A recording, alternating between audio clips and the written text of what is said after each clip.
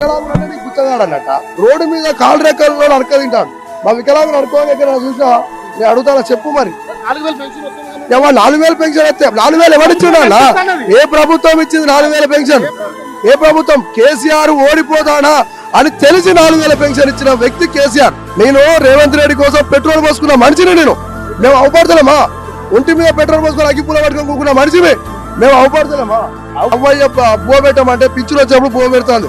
అది ఆలోచించిన కేసీఆర్ 4,000 పెన్షన్ ఇచ్చిండు. మరి నీకెందుకు వస్తలేదు ఆలోచన? ఇప్పుడు పొంగిలేడనే కూడా అడుగుతున్నా నేను. పొంగిలేడనే కూడా అడుగుతున్నా మీ ప్రెస్ ద్వారా. వికలాంగులకు ఎంతమందికి ఇల్లు ఇచ్చినావు? పొంగిలేడనే నువ్వు ఒకటి చెప్పు నాకు. వికలాంగులకు ఎంతమందికి ఇల్లు ఇచ్చినావు? దగ్గర ఇప్పుడు అప్పు ఎంత? ఎన్ని లక్షల ఎన్ని కోట్ల అప్పు చేసినావు? 3,47,000 కోట్లు ఏడ పని చేసినావు? ఇప్పుడే చూస్తే అన్ని కేసీఆర్ చేసిన పనులే ఉన్నాయి కదా. కేసీఆర్ చేసిన పనులు కూడా ఉన్నాయి కదా. నాకు సిగ్గు అనిపిస్తుంది నేను కాంగ్రెస్ అని చెప్పుకుంటాను. ఇవాళ చెప్తున్నా కదా, మీ సభాపూర్వకంగా చెప్తున్నా, రేవంత్ రెడ్డి మొత్తం మారిండు. గత ముఖ్యమంత్రి ఓడిపోతున్నా తెలిసినా కూడా నాకు 4,000 పెన్షన్ ఇచ్చిండే. అది సీఎం కేసీఆర్. ఇప్పుడు అంటున్నా, ఇప్పుడు సీఎం రేవంత్ రెడ్డి అని అనని.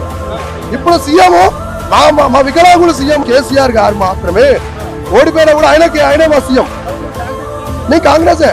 జై కాంగ్రెస్ అనుకుంటున్నా, జై డామ్ కాంగ్రెస్ అనుకుంటున్నాను. దమ్ముంటే రేవంత్ రెడ్డిని ముఖాముఖ చర్చ దిగమను. తెలంగాణ పల్లెల మల్లక